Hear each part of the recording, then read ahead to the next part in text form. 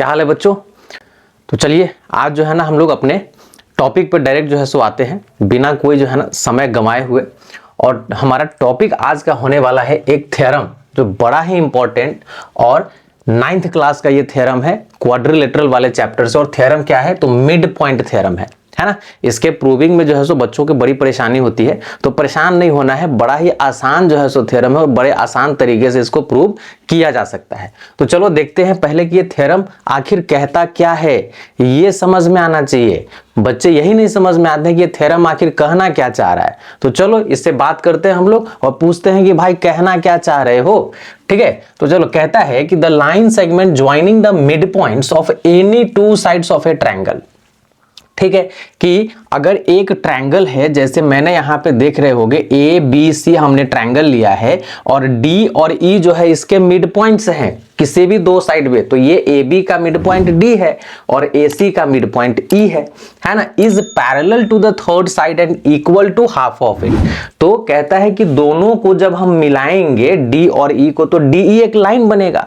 ठीक है, तो ये DE जो लाइन है इस BC के पैरेलल में होगा और इसके लेंथ के हाफ के बराबर में होगा।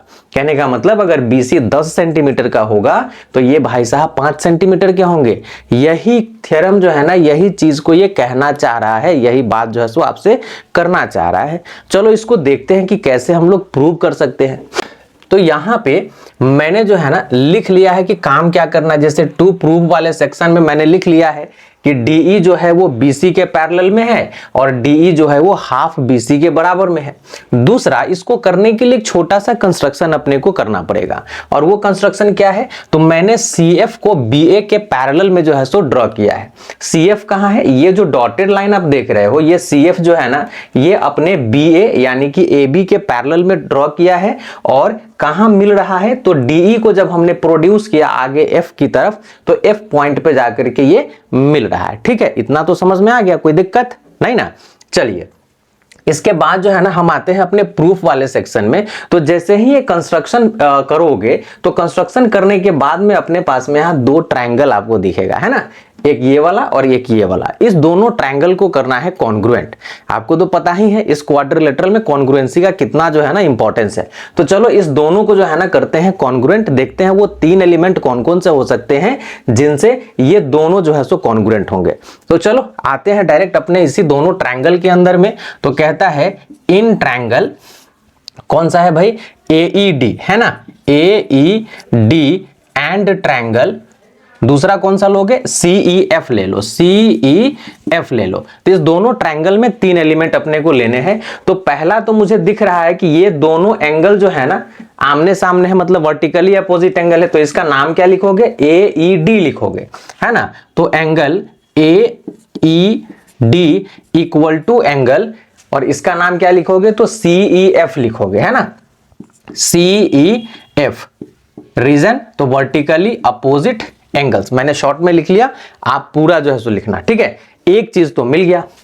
दूसरा, यहां E को जो है ना AC का मिड पॉइंट बताया है, तो क्या AE इक्वल टू CE जो है सो हो जाएगा, बिल्कुल हो जाएगा, सही सोच रहे हो। तो ये भी लिख दो, AE इक्वल टू, है ना, AE इक्वल टू क्या चीज तो CE, है ना, CE। इस तरीके से जो है सो लिख देना, है ना। रीजन में लिख देना since E is the mid point of किसका, AC। ठीक है, और तीसरा क्या होगा जल्दी बताओ, तीसरे में जो है समझदारी है ना। तो मुझे जो तीसरा दिख रहा है भाई, ये कंस्ट्रक्शन किए हो ना, तो कंस्ट्रक्शन में ये वाला जो लाइन है इस लाइन के क्या है, पैरेलल में है। तो अगर ये लाइन और ये लाइन पैरेलल है, इसमें एक ट्रांसवर्सल हमने यहां पे ले लिया, तो क्या यहां जो ये एंगल बनेगा क्या इस एंगल के बराबर में नहीं होगा, होगा। तो बताओ काहे होगा, है ना। तो ये दोनों जो है सो ऑल्टरनेट इंटीरियर एंगल्स बनेंगे, जिसका नाम आप लिख सकते हो DAE, है ना। एंगल DAE इक्वल टू में नाम लिख सकते हो क्या चीज, FCE जो है सो नाम लिख सकते हो, एंगल FCE। और यहां लिख देना ऑल्टरनेट इंटीरियर एंगल्स। ठीक है, तीन एलिमेंट अपने को मिल गए। कौन कौन से मिले हैं, एंगल, साइड एंगल। तो यहां पे लिखेंगे हम, so triangle E D congruent triangle CEF by side angle side criteria. अब आपको भी पता है जब ट्रायंगल कॉन्ग्रुएंट होता है तो कॉन्ग्रुएंट करने का मेन पर्पस अपना क्या होता है कि कॉरेस्पॉन्डिंग साइड को जो है ना हम देख लें कि कौन कौन से साइड और कौन कौन से एंगल की हमको आवश्यकता होने वाली है। तो जैसे ही जो है ना इस दोनों को हमने कॉन्ग्रुएंट किया तो यहां पे अपने को क्या क्या मिल सकता है। तो जरा देखो यहां AE equal to EC already given है और दूसरा जो हमने इसको जो है सो प्रूव किया है कॉन्ग्रुएंट, तो उससे उसके आधार पे हमको मिलेगा क्या AD इक्वल टू जो है ना CF। ठीक है, AD इक्वल टू क्या मिलेगा CF। तो इसको जो है सो हम लोग लिखते हैं, है ना। सो AD इक्वल टू CF, एक चीज अपने को मिल गया। दूसरा एक और चीज मिल सकता है DE इक्वल टू FE, ये भी तो मिल सकता है ना, बिल्कुल मिल सकता है। तो यहां लिख लो DE इक्वल टू FE, ठीक है ना। ये दो चीज अपने को मिल गए। अब ये दो चीज किस आधार पे मिल रहे हैं, तो भाई बाय CPCT के आधार पे मिल रहे हैं। इस तरीके से जो है सो यहां से जो इंफॉर्मेशन अपने को मिलना चाहिए था वो जो है मिल गया। अब इस इंफॉर्मेशन के आधार पे हम चलते हैं थोड़ा सा आगे। मैं यहां पे थोड़ा जगह बना लेता हूं, ठीक है। अब यहां जो है ना देखेंगे क्या जो है सो लिखा जा सकता है, क्या किया जा सकता है। तो जैसे ही आप जो है इसको इस वाले को CF को AD के बराबर जो है सो आपने किया, है ना, CF को AD के बराबर में जो है सो आपने किया, और चूंकि D जो है ये D जो है इस AB का क्या है मिड पॉइंट है, तो AD इक्वल टू BD भी तो होगा, है ना। तो यहां पे आप लिख सकते हो since D is the mid point, D is the mid point, है ना, ऑफ व्हाट। तो D जो है आपका किसका, AB का मिड पॉइंट है, AB का, ठीक है। तो यहां से जो है सो हम क्या लिख सकते हैं, this implies AD equal to जो है सो BD, ये चीज जो है सो हम ले सकते हैं यहां से, है ना। एंड ये जो AD है CF के बराबर में भी है ये वाला, ठीक है ना। एंड यहां लिख लेना एंड AD इक्वल टू जो है सो CF, AD इक्वल टू जो है सो CF, ठीक है। तो यहां से इस दोनों के आधार पे सो क्या हम BD को CF के बराबर में कर सकते हैं। BD जो है ये BD CF के बराबर में हो गया इस दोनों के आधार पे, है ना, ठीक है। इस दोनों के आधार पे जो है सो ये हमारा BD इक्वल टू जो है ना CF हो गया। ऑल्सो, ठीक है ना, ऑल्सो ये जो BD है CF के भी तो पैरेलल में है ना। तो CF पैरेलल BD, ठीक है। क्यों, तो आप देख रहे हो कि कंस्ट्रक्शन के हिसाब से हमने AB के पैरेलल में ही ना CF को ड्रॉ किया था, तो ये हमारा BD जो है CF के बराबर भी हो गया और दूसरा BD जो है CF के पैरेलल भी हो गया। तो अब जरा आप ये बताओ कि जिस क्वाड्रिलेटरल में एक पेयर अपोजिट साइड इक्वल हो और पैरेलल हो उसको क्या कहते हैं, पैरेललोग्राम।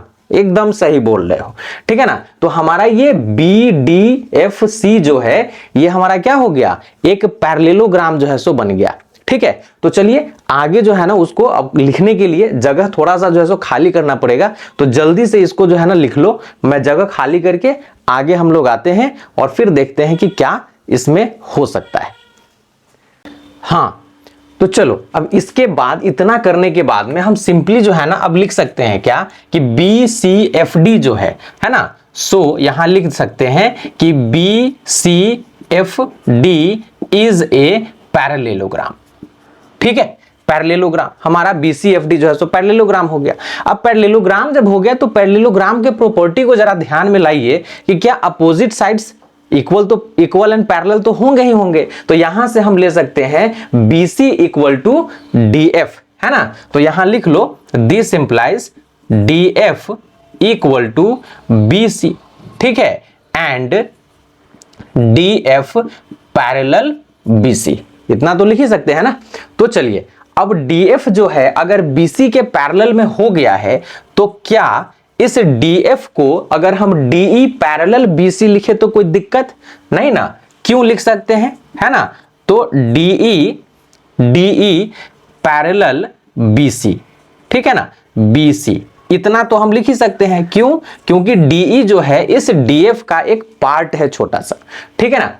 और एंड यहां पे एक और चीज तो लिखा जा सकता है, ये तो प्रूव हो गया, पैरेलल तो प्रूव कर दिया ना कि DE को जो है सो BC के पैरेलल जो है सो करना था यहां, तो इसको तो हमने कर दिया कि भाई DE जो है सो BC के पैरेलल है। दूसरा क्या करना है कि DE जो है ना BC के हाफ के बराबर है, तो क्या यहां पे आप लिख सकते हो कि ये DE जो है, ये DE equal to half of DF।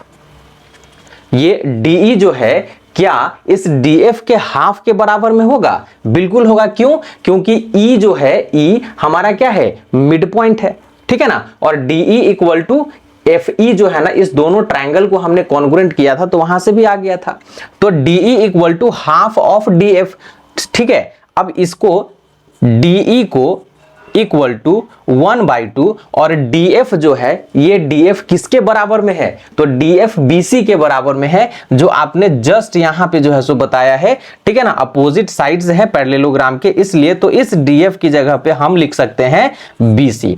तो क्या यहां पे जो हमको प्रूव करना था ये दोनों चीज क्या आ गया है, तो DE पैरेलल BC हमने ये कर दिया, ठीक है। दूसरा कह रहा है DE equal to half of BC, तो DE equal to half of BC ये भी हो गया। तो इस तरीके से ये थ्योरम जो है सो आपके बच्चे प्रूव हो जाएंगे, है ना, इस तरीके से ये प्रूव हो जाएंगे, ठीक है।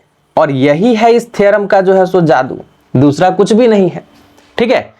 तो इस तरीके से इसको करिए प्रूव, बड़ा आसान है और बहुत ही अच्छा है, हर जगह जो है ना ये आपको काम देने वाला है इस क्वाड्रिलेटरल के चैप्टर में।